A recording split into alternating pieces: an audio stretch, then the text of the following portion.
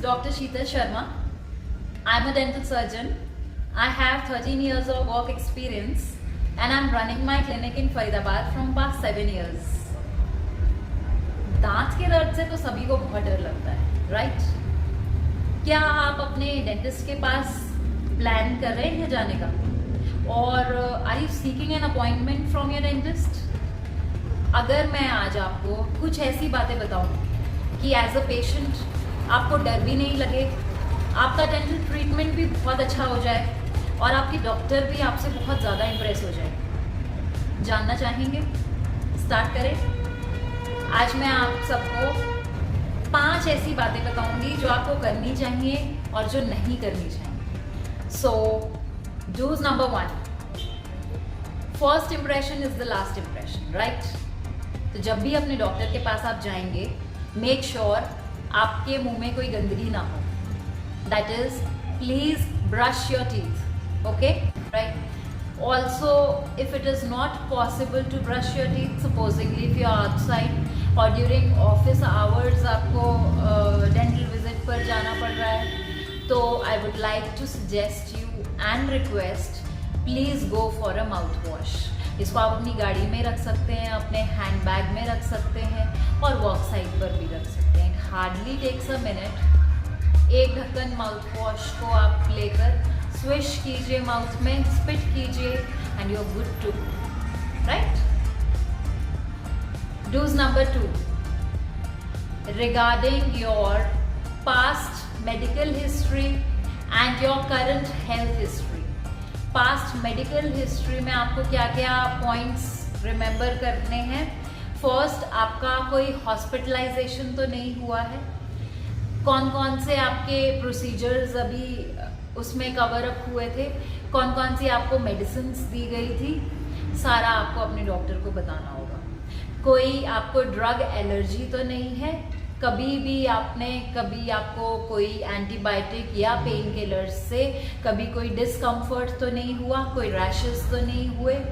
या कोई इसी और तरह का एक्सपीरियंस अगर हुआ है तो वो आपने अपने डॉक्टर को जाकर ज़रूर बताना है। तीसरा, आपकी करंट हेल्थ हिस्ट्री में आपको ब्लड प्रेशर लो या हाई, डायबिटीज़, एस्थमा, एपिलेप्सी यानी दौरे आने की बीमारी, थायराइड, किसी भी तरह का कोई भी ऐसी बीमारी जिसके कारण आपको रोज दवाइयाँ खानी पड़ती हैं या पहले कभी खाई हैं, आपको वो ज़रूर बताना है। आप बॉर्डर लाइन केस हैं या आपको कुछ साल पहले थी बट अभी सब कुछ अंडर कंट्रोल है, या फिर रोज़ आप डेली अपनी प्रॉब्लम के लिए मेडिसिन खाते हैं, आपको अपने डेंटिस्ट को ज़रूर बताना है, राइट? देखिए, कुछ पेशेंट्स जो मैंने अपनी डेंटल प्रैक्टिस में नोट किए हैं, उन्हें कई बार सपोजिंगली पेशेंट को डायबिटीज़ है, उसकी सोच ऐसी होती है, अरे हम दवाइयाँ ले तो रहे हैं, डॉक्टर को बताने की क्या ज़रूरत है? या मान लीजिए मेरी तो बॉर्डर लाइन है, या कुछ पेशेंट्स ऐसे होते हैं जिन्होंने कभी चेकअप ही नहीं कराया लेकिन उनको डायबिटीज़ होती है। देखिए, आप डॉक्टर के पास, मान लीजिए डॉक्टर आपका डेंटल एक्सट्रैक्शन करने वाले हैं या आप रूट कैनाल के लिए गए हैं, या हो सकता है आपका किसी प्रोसीजर के दौरान आपको ब्लीडिंग होने के चांसेस हैं, तो अगर आपका मेडिकल स्टेटस आपके डॉक्टर को पता होगा तो पहले से ही वो अलर्ट जोन में जाकर आपका ट्रीटमेंट ध्यान से कर पाएंगे, राइट? दूसरी बात आपको जो ध्यान रखनी है, if you are a female and you are pregnant और you are planning a baby, तो प्लीज़ अपने डॉक्टर को बताइए, ताकि आपको कोई भी इंजेक्शन लगाने से पहले या आपका कोई भी एक्सरे शूट करने से पहले उन्हें पता होना चाहिए कि क्या क्या सेफ्टी मेजर्स उनको आपको माइंड में रखकर आगे बढ़ना है, ओके? अब बात करते हैं डूज नंबर 3। आप हो सकता है पहले कभी किसी डेंटल डॉक्टर के पास गए हो, वहाँ पर उन्होंने आपका कोई पुराना एक्सरे किया हो जो आपके पास अभी है, या आजकल हम फ़ोन में पिक्चर सेव करके भी डॉक्टर को दिखा देते हैं, या फिर कोई फुल माउथ ओपीजी आपके पास है और सीबीसीटी कोई स्कैन आपने करवाया है, तो कोई भी पुराने एक्सरेज आपके पास जो भी हैं आप प्लीज़ अपने डॉक्टर को दिखाइए। हो सकता है फ़िलहाल के ट्रीटमेंट में पुराने एक्सरेज का काफ़ी रोल होता है, काफ़ी हेल्पफुल होंगे आपके नए ट्रीटमेंट प्लान में। ओके, डॉक्टर को बहुत इजी हो जाता है, कई बार पुरानी फोटोग्राफ्स की ज़रूरत उन्हें पड़ती है, तो जो भी आपके डॉक्टर आपसे मांगे आप उनको वो जानकारियाँ ज़रूर दें। Now comes do's number 4। Please be honest regarding your feelings. Please communicate with your doctor regarding your expenses. I'm sorry, but yes. देखिए, आपको अपने डॉक्टर के पास, मान लीजिए आप स्माइल डिजाइनिंग के लिए गए हैं, आपको उनको ये जरूर बताना होगा कि डॉक्टर क्या मैं ऐसा दिख सकता हूँ, क्या मैं ऐसा बन जाऊंगा, मेरी स्माइल अभी ऐसी नहीं है, पर क्या हम स्माइल को इतना ड्रास्टिकली ट्रांसफॉर्म कर पाएंगे। हो सकता है डॉक्टर आपके लिए कुछ और सोच रहे हो जो कि आपको शायद ना पसंद आए बाद में, तो आपकी अपने ट्रीटमेंट को लेकर क्या क्या एक्सपेक्टेशंस हैं उनको आपको ऑनेस्टली अपने डॉक्टर के साथ शेयर करना ही होगा, सो दैट आपका ट्रीटमेंट 100% सक्सेसफुल हो और आपको एक तसल्ली मिले कि हाँ, जो मैं चाहता था शायद मेरे डॉक्टर ने मुझे उससे भी अच्छा करके दिया। राइट, अब बात करते हैं एक्सपेंसेस की। कई बार सिचुएशन ऐसी होती है कि आपकी कंडीशन की ज़रूरत के हिसाब से डॉक्टर आपको कोई हाई एंड ट्रीटमेंट सजेस्ट कर रहे हैं, तो इसमें बिना शर्माए, बिना हेजिटेट किए, पोलाइटली आप अपने डॉक्टर को बताइए, सर आई एम सॉरी, मेरे लिए ये ट्रीटमेंट अफोर्डेबल नहीं है, if you have any plan B for me, आप प्लीज़ मुझे वो सजेस्ट कर दीजिए। देखिए, पेशेंट और डॉक्टर का जो रिश्ता है ना, वो आपसी तालमेल के साथ ही चल सकता है।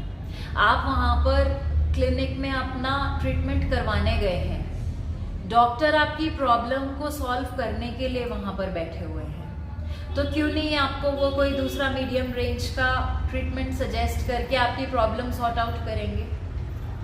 तो प्लीज़ सच्चाई से अपनी बात रखिए, आपको ज़रूर हेल्प मिलेगी। Now comes do's number 5। Be honest regarding your home care routine. मेरे पास ऐसे बहुत पेशेंट्स आते हैं, हमने तो ये भी किया था, हम तो सालों से ये करते आ रहे हैं, देखो फिर भी कोई असर नहीं हो रहा है। ठीक है, डॉक्टर हो सकता है आपको पोस्ट ऑपरेटिव कुछ होम रेमेडीज बताएंगे आपकी मेंटेनेंस थेरेपी के लिए, उनको प्लीज ध्यान से सुनिएगा।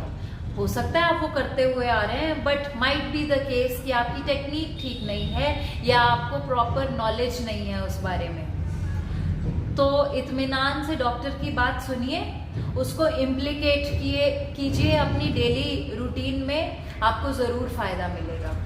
बजाय बहस करने के या ये सोचने के कि इन रेमेडीज़ का कोई असर नहीं होता है। डॉक्टर जब अपना ट्रीटमेंट कर चुके होते हैं तो 90% काम ठीक हो चुका होता है, 10% मैटर करता है कि पेशेंट कैसे उसको मेंटेन करके चले। राइट, तो अब ये तो थी बातें वो जो आप करके जाएंगे तो आपके डॉक्टर के लिए बहुत हेल्पफुल होगा, आपका ट्रीटमेंट पार्ट बहुत अच्छा होने के चांसेस को आप काफ़ी बढ़ा देते हैं।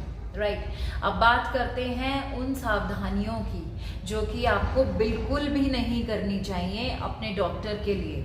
आप उस अपने डॉक्टर को इम्प्रेस करना चाहते हैं, आप खुश रखेंगे अपने डॉक्टर को, तो मैं आपको 100% बोल सकती हूँ कि आपके डॉक्टर आपको इतना सेटिस्फाई करके भेजेंगे कि आपको लगेगा कि ओ माय गॉड, इतना अच्छा ट्रीटमेंट, ठीक है।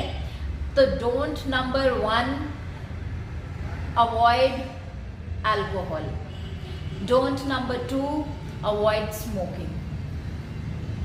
सीधी सी बात है, नशा करके तो कोई डॉक्टर के सामने नहीं जाएगा, कर्टसी भी नहीं कहती, एथिक्स भी नहीं मानते, राइट। दूसरा, मेडिकल रीजंस भी होते हैं।